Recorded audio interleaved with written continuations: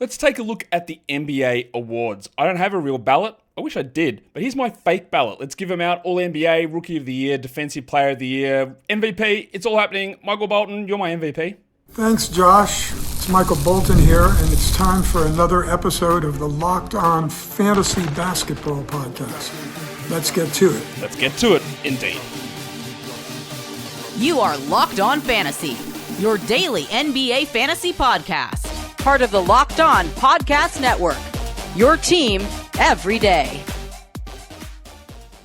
Hello and welcome to the Locked On Fantasy Basketball Podcast, brought to you by Basketball Monster. My name is Josh Lloyd and I am a certified oyster catcher. Also, I'm the lead fantasy analyst at basketballmonster.com, and thank you for making Locked On Fantasy Basketball your first listen every day. We are free and we are available on all platforms. So, head across also, while you're here, to lockedondaily.com. Sign up and get the best newsletter for your favorite NBA team. It's free and there are prizes. Until the end of April, 3 people who sign up, there will get gift cards, $2,500 for Best Buy, one of those gift cards that you can get. Also, a double bang over here. That would be very much appreciated on the audio, the video side. Yesterday's show, we looked at season win totals. I did my first round playoff predictions. Today, we're doing my fake NBA award ballot. And then tomorrow, we start to move into more fantasy-related stuff where I do fake fantasy awards, best waiver wire pickup, biggest bust, best riser, all that sort of stuff. I didn't want to put them all into one show. I just thought it would go too long, to be honest. And not to be honest, that is honest. I'm always honest. What am I talking about? That's just exactly what would happen. The show would have been too long, so tomorrow's show we'll do fantasy awards, and then we'll get into doing more in-depth views of sleepers and busts and the guys that were good picks and bad picks based on my preseason projections. Who knows? Those are all words, and I think you know what they mean. And we're going to talk about how it compares with ADP and ranks on different sites and all that stuff. That's going to be the shows after today. What we are doing, like I said, in today's show is talking about the NBA awards. It is National Banana Day, so peel yourself a banana. Hopefully you peel it from the right end. And that, apparently, is just not the end with the knob on it, because that makes it harder to peel. I don't know. It's hard to do. It's very ingrained that we go the little knob end, the stalk end. Apparently, it's not the right way to peel it. Anyway, who cares? It's a banana. Enjoy them. Get your potassium up. What are we talking about? We're talking about the awards. It is the NBA awards time. Well, it's the time that people are voting on those awards because the playoffs and the play-in do not count, so all ballots need to be in, and there are, of course, a million players who are not going to be eligible for awards due to the 65-game rule, which remains incredibly dumb. That's okay. It can be dumb. It is dumb. There are players that I would have included. Honestly, there are certain players that, let's just get it out of the way, like Chris Dunn would have made an all-defense team. He doesn't qualify. Honestly, Victor Wembanyama would have been really close to, well, he probably would have made an all-defensive team. He's that good. That's how impactful he was as a defender. I don't care that he played 50 games, whatever it was, 48 games. He probably would have made my final 3 defensive player of the year, Wemby, and he would have made all defensive team. And if he had just played, like, say, 15 more games, he would have been on my MVP ballot. Kawhi, not eligible. Obviously, Embiid, not eligible. Not good enough also. There's just a lot of players who didn't make that criteria. And there was someone else. Oh, yeah, Keon Ellis was another name that I would have put onto my all-defensive team, but he didn't play enough. Because not only do you have to have played 65 games, you need to have played 62 of them over 20 minutes. And I think he played 27 games under 20 minutes. Thank you, Michael Brown, which will cost that award. Same with Chris Dunn. Again, an insane rule that exists for reasons that shouldn't be there. Let's give out some awards now. Let's go to the NBA MVP. And honestly, I've done this sort of show for a few years now. And usually I've got pretty distinct thoughts on a lot of this stuff. This season, I found it very hard. And I don't want to sound like I'm being blasé about it, because I'm not. But I think a lot of it, and a lot of these awards and a lot of these decisions, and I think we get a little bit worked up about stuff just in general. But if any of 1 to 2 or 3 people win certain awards, I think it's totally reasonable. And I went through it and I was like, how do I decide this? And I went, okay, in the end, I say this with all due respect, it doesn't matter. These are all really, really strong candidates, very good players. I am casting my decisions here and my vote. I don't have an official vote. I would love an official vote. NBA, I'd love one. But in making some of these decisions, it was difficult. But also, if any of this group of players wins, I'm okay with it. And I think everyone's got this same idea, as you can see if you're watching on video, about the NBA MVP, where you've got to you choose 1 through 5 with the names. These names are all listed in alphabetical order, by the way, that I've got them up on the screen. The top 4 names on this list, or there's going to be 4 that are on everyone's ballot, and that's going to be something interesting to see when the actual official voting results come out, which person didn't have any of the 4 on it. Giannis, Shai, Jokic, and Jason Tatum. Doncic, obviously not eligible for this award. He can't get there. So, look, who else? Yeah, who wouldn't have these 4 guys on? Like, Wemby, another one who I almost certainly would have had on. So, they're my 4. My 5th, I went with Evan Mobley. And I know you could make an argument for numerous other players. Easily. Donovan Mitchell's going to be a popular name on that list. I think Mobley's had a better season than Mitchell. You could make arguments for a lot of other guys in that spot. But given the way that Mobley has played this season, I find it hard to go past him, to be honest. So Mobley was my 5th name out of that 4. Now, he is 5th on that list, and I do participate in the ESPN MVP straw poll that you see come out all the time that Tim Bontemps puts out. I participate in that. This was the ballot that I put in for these 5 names. And in the end, I did find it difficult to separate, obviously, the main 2, and that's Jokic and Shai. In the end, I went with Jokic. Yes, Shai's a very good defender. The Thunder are a better team. I know that. Jokic is not a terrible defender. He's not as good as Shai. Shai's also not as good as sometimes he's made out to be. But Jokic is depends how you're going to view valuable. Is Jokic the best player in the NBA? I think yes. Is he also the most valuable player to his team? Like, yes. Would the Nuggets, who again, despite being, we look at them and go, they weren't good. They had a bad season. They fired their coach. They fired their GM. They still finished in the top 4 home court advantage with 50 plus wins, or they got 50 wins in this scenario. And I think that we saw it. I know that Shai's numbers are obviously great and he was cooking unbelievably, but when the Thunder didn't have Shai, they actually still were awesome. And when Jokic doesn't play, the Nuggets have really got no chance. And his involvement involving everybody, like his touch time, his amount of touches, his amount of passes, just orchestrating literally everything on that team, is what gives me or makes me push Jokic slightly above where Shai is. But I am I'm very cognizant that Shai is going to win this award. I know that. I know Shai is going to win the MVP. I have absolutely no problem with Shai winning the MVP. I think that's totally deserved. He's been unbelievably good this season and last season, and even the year before, he's been ridiculously good. And he probably does just he easily deserves an MVP. But if I just get down to it a little bit, the ability of Jokic to run an entire team, he is the team, he is everything on that team, to me, gives him that edge that he is the most valuable player. You can't afford to not have Shai there, but you cannot afford to not have Jokic on that team. And that's why I give him the nod for my NBA MVP award. There you go. We're going to come back and we are going to talk about other awards like Rookie of the Year, which I don't want to, Defensive Player of the Year, Most Improved Player. I'm not going to do a Coach of the Year, but we are going to do all NBA teams, all defense teams, all rookie teams. Today's episode is brought to you by Open Phone. And if you are running a business, you know that every missed call is money left on the table. Just anytime you have some sort of situation where you've got to get something sorted and you call somebody and go, hey, I need this delivered now, and the person doesn't answer, do you just wait around and call them back in 30 minutes, or do you go, oh, who's the next? Who's on my list next? Well, you don't wait. You get the next one. That's where Open Phone comes in. It's the number 1 business phone system designed to streamline and scale your customer communications all through an app on your phone or on your computer. You don't have to carry 2 phones around like you're some sort of, pimp. Who knows what the word is. With Open Phone, I can manage business calls and texts from the one app, whether it's at your desk or on the go. And that shared inbox, you can get your team members in on that to jump in on any conversation without missing a beat. Open Phone is offering listeners 20% off your first 6 months at openphone.com/lockedonnba.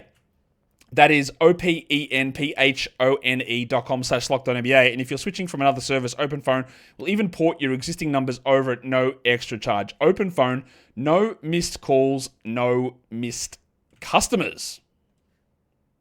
Today's episode is also brought to you by Amazon Fire TV. Did you know that your Fire TV is also an Xbox? You can turn any TV into a gaming and entertainment hub with Fire TV Stick 4K devices, no console required. Just grab your paired controller, subscribe or sign into Xbox Game Pass Ultimate with EA Play included, and you're ready to play. You can dive into hundreds of premium titles from EA Sports College Football 25 to Call of Duty Black Ops 6 and Avowed, as easily as you stream your favorite shows. It is gaming made simple, and it is all on your Fire TV. It is the latest technology for playing with Wi-Fi 6/6E, auto low latency mode, advanced technology. The Fire TV Stick 4K, it delivers smoother, more responsive gameplay with lightning fast speeds that you need to stay competitive. Imagine this. Imagine you're somewhere, you don't have to lug your Xbox around. You just take your Fire Stick TV and you plug it into a TV in a hotel or whatever. You got your controller, bang, you're off and you're ready to go. So head to amazon.com/Fire TV Locked On to get started. That is Xbox Game Pass Ultimate subscription and compatible controller required. Available on select devices including Fire TV Stick 4K 2nd Gen, Fire TV Stick 4K Max 1st and 2nd Gen, and Fire TV Cube 3rd Gen. Okay, we are, like I said, here to talk about awards, which is exactly what we're going to do, and that is the MVP done. So let's get into the next grouping of awards, or the next award, actually. It is the Rookie of the Year, which I hate, honestly, and this is one that I spent probably too much time trying to figure out, because I know who's going to win. We all know who is going to win. Steph Castle is going to win this award. I guarantee you Stephen Castle is going to win this award. And I went through all of this stuff, and I looked at it, and honestly, the amount of times I went back and go, I don't think he's in my top 3, Castle. And because that's just how I find his season has been. In the end, I did put Steph Castle in my top 3 for this only very specific reason. I think Stephen Castle has been bad. He has been a huge detriment to his team. He's got some of the worst shooting numbers you will see. At the rim, terrible. Mid-range, terrible. 3-point shooting, terrible. Free throws, bad. Not a high assist player. A solid defender, not an awesome one. But what he was being asked to do, and this is what boosts your numbers up, and a lot of it was very deliberate, he was just given a ton of usage, more than basically any other rookie. And he was enabled to go out there and score a lot. He was able to drive pretty solidly, but again, cannot shoot at all. A legitimately bad and negative player as a rookie. And if this was a regular rookie class, he wouldn't have sniffed my top 3. But it's a bad class. It is a terrible rookie class. There is no high-level players at all in this class. And I know I've seen this, and I cannot believe people say this. They go, man, this rookie group, man, it's so good to see so many players be such contributors. What an awesome group. No, it is bad. Every draft, you will get rotation-ish level players in a draft. It happens every year. There's nothing special about this draft in regard to that. There is nothing special about this draft whatsoever. In the end, back to Castle. I put him in my top 3 because, yes, his numbers were juiced because they said, go and do everything. Here is the usage, do everything. My worry with him long-term is that he is not a point guard. They don't want him to be a point guard. They signed Chris Paul and they traded for De'Aaron Fox. And if you're going to be a shooting guard, yet you can't shoot, at all, then you're going to have some problems. And I know that I see some insane stuff. Man, look at his numbers. They're better than rookie Shai Gilgeous-Alexander. Settle down. Not remotely the same class of prospect to me or player. But the reason I put him here is that if any of these other rookies were given that level of usage, they might have been just as bad. Now, they probably wouldn't have been. They wouldn't have been that level of bad shooter, but they might not have had the ability to even generate those shots. And generating shots, it is a skill. It is something that's important. Teams that don't have shot creators can really struggle. And Castle got shots up. He was able to generate touches, paint touches, and shots. And that is a skill in itself, which put him over the edge here. And I really couldn't find someone who I loved putting in there. If he had a little bit more out of Superman, Khalil Ware, he would have been there. But he's not. The other 2 guys I've got in my top 3 are Memphis players. They started all season for a team that was the 2 seed until they inexplicably made themselves worse. And that's Zach Edey and Jalen Wells. Edey, in particular, the last couple of weeks of the season has been solid. Otherwise, he's been very mid, I would say, most of the year, while Wells is the exact opposite of Castle. A positive contributor who's a solid defender, who shoots well but not awesomely, who's filling a role and takes key defensive matchups, but finds his spot. And if he was put into Castle's role and go, here's 26 usage, see what you can do, I don't think he would have been able to get to 26 usage. I don't think he could have done that. But his importance in the role is there. He did what he needed to do on a team that was good, and was successful at it. And Edie, again, I think had some solid moments, had some bad moments, and there were plenty of times where Taylor Jenkins protected him a lot. At the end of the season, he did look much better. And that is why I am going to end up giving this award to Zach Edey. And I actually hate it. I hate that I gave it to Zach Edey. I look at this and go, should it be Castle? Like, no, I think he was actually actively bad most of the season. I think Edey was bad in patches, but he was good in patches. Whereas Wells was average most of the time. So how do I view that? And even now that I'm doing it, when I prepared these graphics for this and made my award decision an hour ago, I look at it now and go, yeah, I'm not sure. I don't think so. Maybe not. Maybe it's not Edey. Maybe it's somebody else. Maybe it's Saar. It's not.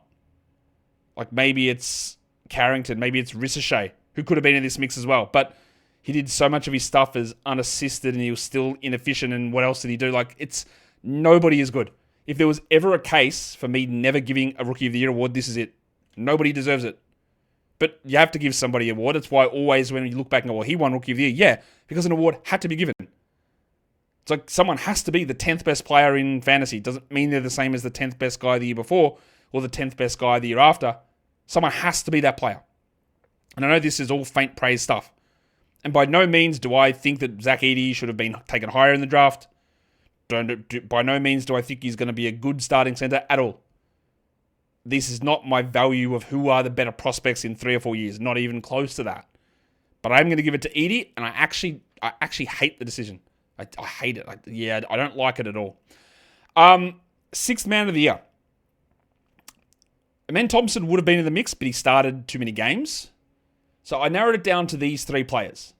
Malik Beasley, the Milkman, Ty Jerome, and Peyton Pritchard.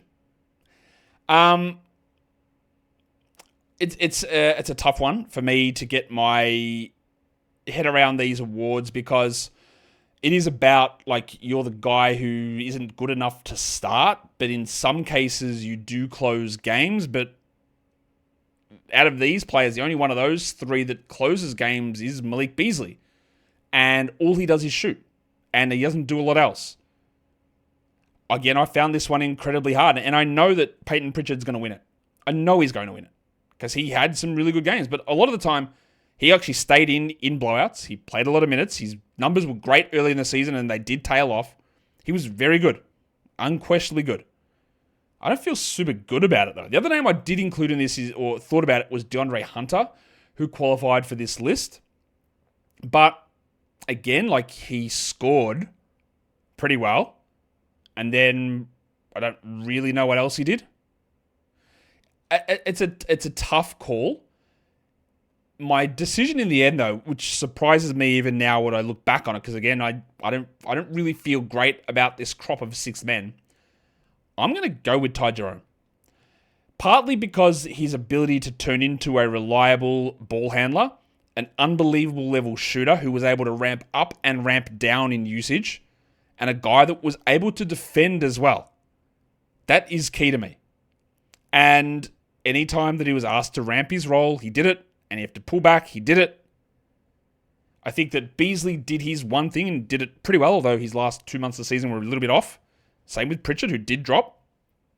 But again, I don't really think that there are many arguments I could have either way as to one being better or one being worse or one being the winner or one not. Like, you've got Naz Reid, who could throw into this mix as well, who I think would be a pretty reasonable player to consider in this role. But in the end, I had Beasley, Jerome, and Pritchard, and I do end up going with Milk as my 6th man. Defensive Player of the Year. This would have been Victor Wembanyama without any question. There was no doubt in my mind that this would have been Wemby. I almost put him in the top 3 now. He just doesn't qualify because of the awards rules. So my top 3 for this list are Evan Mobley, Amen Thompson, and Ivica Zubac. And I know what you're going to say. One of you is going to say, where's Dyson Daniels? Another one of you is going to say, where's Jaren Jackson? Another one of you is going to say, where's Draymond Green? And that's all valid. I think all of that is valid. Someone might say, where's OG Anunoby? And I'll say, he's not there. But these are the 3 that I brought it down to. It is hard to get a perimeter defender to be the defensive player of the year. But is that what a men is? Like, yeah, sort of. You saw like a week ago when he just made Steph Curry look like embarrassing, like he embarrassed him. You've also seen a men work as a center and be a rim protector and a help defender and an on-ball defender and a passing lane defender. He does everything. So he's not just a perimeter guy. Dyson Daniels is a perimeter guy. I love what Dyson Daniels did. We'll talk more about him later. But I think a men, honestly, as an overall package defender, is better and had a better season. Daniels led the league in steals. That is not defense. Take a look at some of the steal numbers of James Harden or of Rajon Rondo or Russell Westbrook. They had unbelievable, or even, honestly, DeJounte Murray. They had unbelievable steal numbers. Doesn't mean they were good defenders. Some of them were actively bad defenders. Looking at you, Rondo and Harden. So Daniels was awesome, and he was very close to this. But I went with a men over him. Evan Mobley defends at the center position. He defends at the power forward position. He contests so many shots despite being a 4. I love what he did. And then Zubats, man. And I know Chris Dunn was a part of this, but his ability to turn that Clippers team into an unbelievable defense, a lot of it is just him. He is stout. He is positionally very good. He can test shots very well. He's able to, if you switch him out on the perimeter, he's pretty solid out there too. And he's one of those guys that, like, back early when I started this show, he was in one of the first sort of drafts that I did that I loved as a second round guy. I go, why are people not drafting this guy? Why is he going so late in drafts? And I remember I did a Lakers preview show with the first host of Locked On Lakers, and I go, hey guys, Zubats got to play here. Why is he not playing? I loved everything about him. He's one of my first probably massive hits as a draft prospect. Jokic is another one of them. Şengün, one of those as well. And Killian Hayes, of course. But Zubats, to me, like, he was always been good. It was always infuriating how Ty Lue kept his minutes down. But this season, and we had an inkling of this in the preseason, I said, all right, they're going to let him roll here. I think he's going to play more. And he did. And he cooked. He was unbelievably good. In the end, though, he doesn't get it. It's Evan Mobley, to me, who wins Defensive Player of the Year. Mobley's ability, like I said, to guard on the perimeter, to contest shots as a 4, to play as a 5, to stay out of foul trouble, to rebound well both ends, and do that all, again, not that this counts because it's Defensive Player of the Year, but also while being awesome offensively, is what gives him that nod there. This is all dumb because this is Wembanyama's award. Like, this, it's simple as that. It's Victor's award, and that's great that one of these guys is going to get it. Whether it is Jaren or Draymond or Mobley or Amen or Dyson or Zubats or whoever, someone's going to win it. And then as long as Victor hits 65 games in any season, he's winning 10 in a row. Like, that's, I think, simple as that. We've got more awards to come back to. Today's episode, though, is brought to you by Skims. And Skims for men. Because, yeah, the big fellas over at Skims are now making men's underwear. You have heard about their women's range. You've seen their women's range. You might have worn their women's range. That's cool. But now they're making them for men. It is underwear that fits. It is underwear that is comfortable. It is underwear with so many different size and options and colors and cut selections that you're never going to find a bad option. Maybe it's boxer briefs that you're after. A little bit of snugness for the big fella or the little fella, however you want to determine his name. Skims is the best underwear you're going to get. It is the most comfortable and reliable underwear that you've got. So shop Skims Men's at skims.com/LockedOnNBA and at Skims stores. And let them know that we sent you. After you place your order, select podcast in the survey and then select our show in the drop-down menu that follows. Interesting, there's a Skims store I saw here that opened in Australia, in Melbourne. I might go in there and just tell them that Locked On NBA sent them. You can do that at skims.com/LockedOnNBA or tell them in store. I'm going to try it. We'll see how it goes. Probably not well. Skims Men's. Get on it. All right, so I'm aware that most of you are probably hating the awards that I've put out so far. That's good. That is the point of this. I want people to hate it. I want it's actually not easy to do. And I think if with any of these awards, if you sit there and go, well, it's obviously this, I think you're lying to yourself, to be honest, because there are not. Look, you can say it's obviously Jokic or Shai, and I get that. It's obviously one of these guys. I get that. But anything else in terms of it has to be this guy. I think is a ridiculous comment. Let's do most improved. And I know, again, I'm almost... Actually, you know what? I was going to say I am certain who is going to win this, but the betting odds over the last 4 weeks have flipped. And I bet on Dyson Daniels at the start of the season to be most improved player. And I was going to cash out on it. I didn't And now it is flipped in my favor, and it looks like I'm going to win that. It was Cade Cunningham nearly all the way, and now it is flipped to Dyson Daniels. I do not have Cade in my most improved player list, and for one very simple reason. I thought he was unbelievably good last season, but people didn't. So the baseline that I'm coming from with how I viewed Cade, as you are all well aware, I was always way higher on Cade than nearly everybody. Yes? So I know what he did this season was great, but I go, okay, that's great. Like, he's awesome. He's been fantastic. But I actually thought he was awesome beforehand. And it is hard to go from a player who wasn't an all-star into an all-star and an all-NBA player, maybe. We'll see when we get to those teams later on. But I also had him at a higher level than others did prior to this season. So I don't have him there. And I also, on this award, I don't want to give it to, hey, first-time all-star. Here, you're most improved. I wanted to give it to a guy that nobody thought about. Last season, my award winner was Jalen Johnson.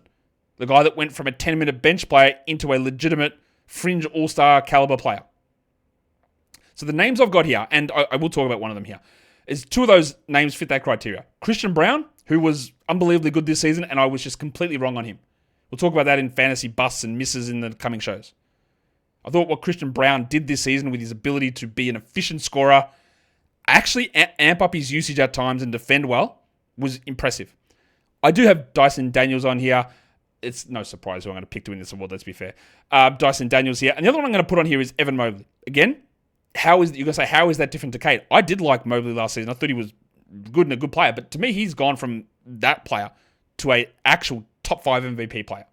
Whereas Cade has been good, but Mobley is now like absolutely elite to me. So that's why that step, I get that difference. Could I have put Austin Reeves on this list? Yeah, he took gigantic steps forward. He was unbelievably good, Austin Reeves, this season. Could I have put Ty Jerome on this list? He played like 2 games last season, and even in any other NBA season, he's never been anywhere near this good. Yeah, I could have put him on there. What about Tari Eason? He improved quite a bit this season. Enough? Not sure it was enough. What about Ivica Zubac? Darius Garland? Norman Powell? Missed a bit of time down the end, but he could have been on there pretty easily. Shai Gilgeous-Alexander? Did he improve? Yeah, a lot. He could have been on this list. Jalen Johnson took another step forward. Quentin Grimes, unbelievable step forward second half of the year. He could have been on this list. John Collins actually improved this season. He could have been on this list. He's not, but he could have been. Zaire Williams went from out of the league to a guy that was getting rotation, basically out of the league to a guy getting rotation minutes. Is that the spirit of this award? I'm not really sure. DeAndre Hunter, big step forward. Huge step forward. But they're not the guys I'm going with. It's Brown, Daniels, and Evan Mobley for me. And of course, I'm giving it to Dyson Daniels. To go from a guy who was a 20-minute rotation player on the Pelicans, who was part of a throw-in deal along with draft picks for DeJounte Murray, and then ended up being better than DeJounte Murray, and he's got a legitimate chance to win Defensive Player of the Year, Most Improved Player, and be All-Defense First Team. To me, that's it. Like, that's an unbelievable rise from Dyson. Even though there are still issues with his game and his shooting, I think he shot under 60% from the line, which is horrible. But even towards the end of the year, we started to see stuff flash with Jalen Johnson out. Like, his usage rose. His ball handling and his passing improved. I think he's actually got another level to go from here. So he's my guy for this award. Like I said, I'm not going to do Coach of the Year as a formal thing, but I didn't want to get into like 3 names, but I'll tell you now. Number 1 is Atkinson. Number 2 is JB Bickerstaff. To me, that's how it goes. And very comfortable with that. No real questions with that. I'm not going to do Clutch Player of the Year award either, but I think that's a silly award, but whatever. Let's do All-NBA. Go through these 3 teams. Remembering there are the limitations of the games played rules, but there are no position limitations. So if anybody makes votes on these awards and their top 5 for MVP is not their top 5 for their All-NBA first team, I don't really know what you're doing, because what's the difference? If these are your top 5 players of the season, then they're your top 5 in MVP, so they should be your top 5 for All-NBA first team. So that's what it is. Giannis, Shai, Jokic, Mobley, Tatum. That's my first team All-NBA. My second team is where it starts to get really interesting. I put Steph Curry on there. He had a little bit of a slump in the middle of the season, but honestly, and I know that age isn't necessarily the determining factor here, but he's old, and he still carried this team, and he was still ridiculously good. I've got Goose, Ant Edwards on this team. Again, he led the league in three-pointers. He was not a good three-point shooter. But he's able to keep that volume super high and hit him at a ridiculously high percent and be awesome. I've got Tyrese Halliburton on there, and he had some struggles early in the season. But over the second half of the year, the Pacers were one of the top 4 teams in the entire league based on his play. All his impact metrics are still through the roof. He is still awesome. I debated this one a lot, but I am going to put James Harden on the second team. I know that there are defensive issues for him. I know he had some efficiency problems with his field goal percentage. But him carrying that team for half the season, him and Zubats, but offensively it was him, doing everything, going back to what he had to do in prime Harden years, and actually not falling that far away from it, was unbelievably impressive. So I've got Harden second team, and I do have Donovan Mitchell on third team. This is the last name on the second team. He did take a step back this season, and some of his numbers weren't as good.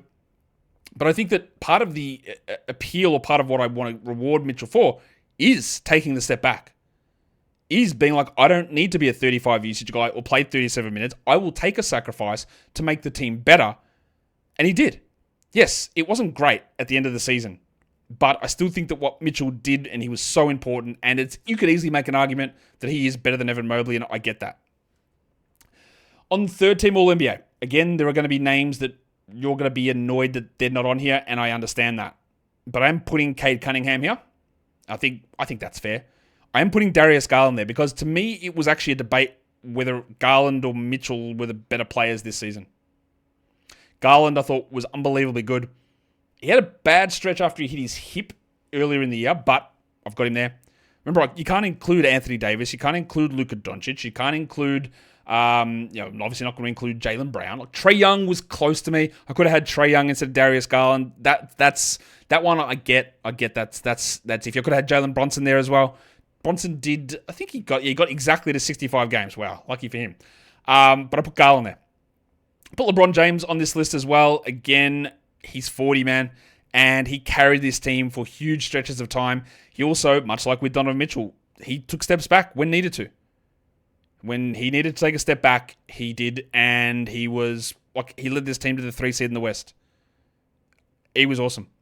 I'm putting Karl Anthony Towns on this list. Yes, his defense was a problem, but he battled through injury. He shot unbelievably well. His offense was great. I thought he was more impactful than Jalen Brunson on this team. He went back to his natural position after a difficult time in terms of getting traded. I thought he was great. And the last one I'm going to put on here is Jalen Williams, the Bronco. But I think that nearly everyone outside of Cade and LeBron locked them in on this third team. Garland, Towns, and Williams, I could easily see any number of players being in those spots over those players. Easily. There's many other names that you could put there. Like I said, Wemby doesn't qualify for this award this season. You could have Brunson there. You could have had Jaren Jackson on the list. You could have had... who else could you have gone for on this list that I didn't include there? Kevin Durant. Well, actually, he didn't even qualify, did he? He didn't play enough games. So, no, he couldn't have been there. Damian Lillard didn't play enough games. I'm not going to put Pascal Siakam on there. To me, there are other names you could have put on there, but that's the third team list that I went with. Cunningham, Garland, LeBron, Mr. LeBron, Karl Anthony Towns, and Jalen the Bronco Williams. All rookie team. Nah. So I've got my top 3 from Rookie of the Year, obviously Steph Castle, Zach Edey, and Jalen Wells. My next 2 are Zachary Ricochet and Superman Kal-El Ware. And I'm not even sure that any of those are going to be the best prospect out of this class. Ware has got a shot at it, but I'm not sure he's going to get there. It's just so underwhelming. Now, who of these guys can be starters long-term? Ricochet, probably. Ware, 100%. Wells already is a starter. Will he be a starter as a long-term? I'm not sure. Edey, maybe, not sure. Castle, he almost definitely will be. Will he deserve to be? I don't know. But that's, which is fine.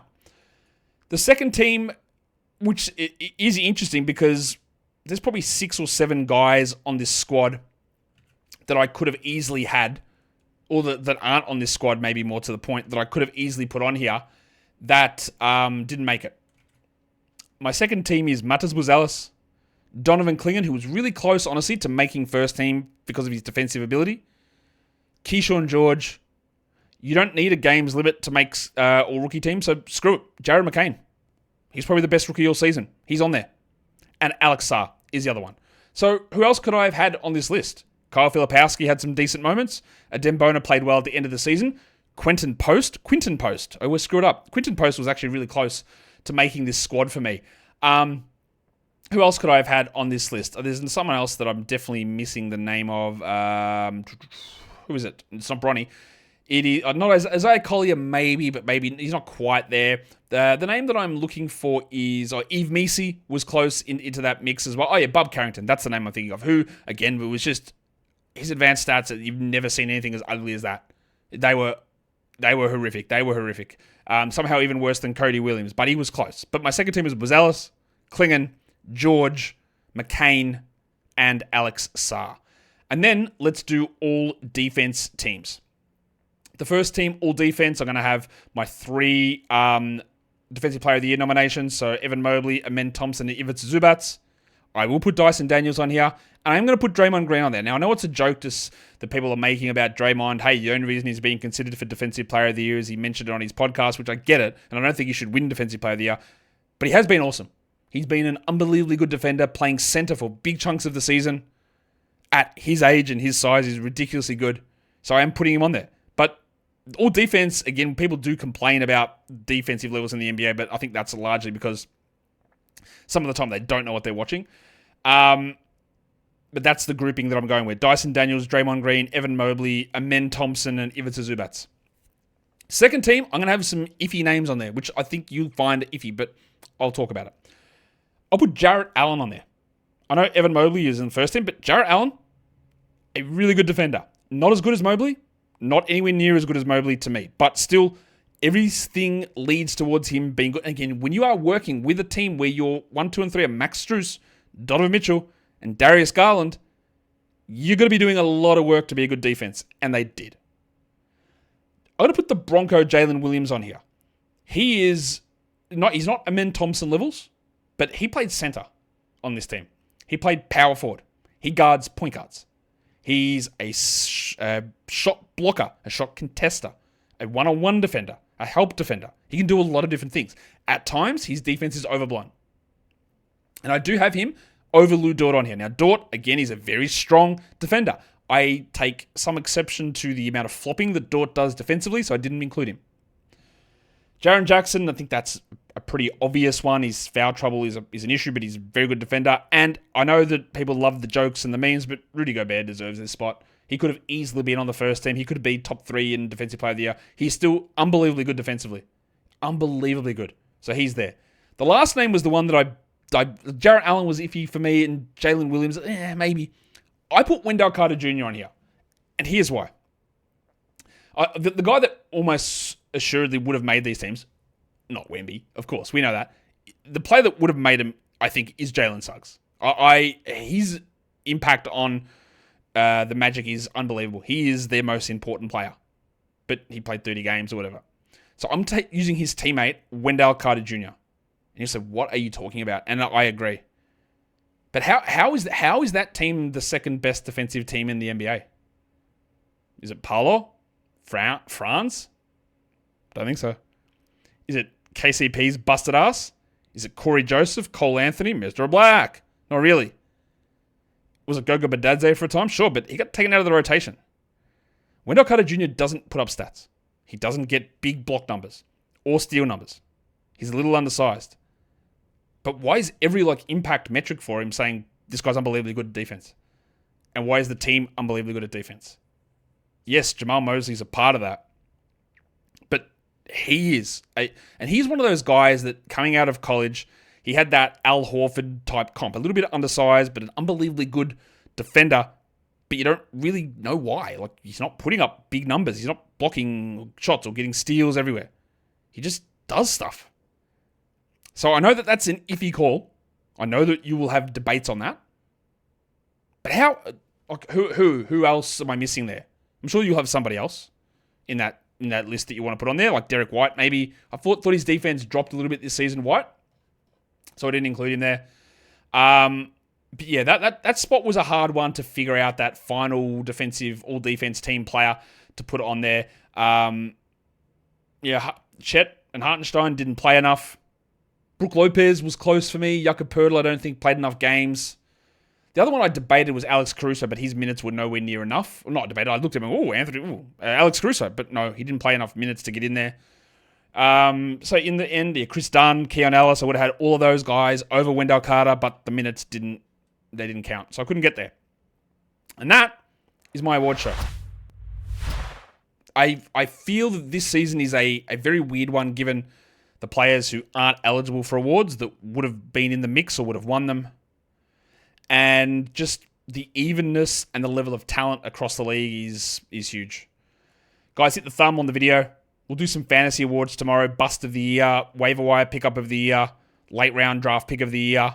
All that sort of stuff will be coming in tomorrow's show, guys. We are done here. Thank you so much for listening, everyone. See ya.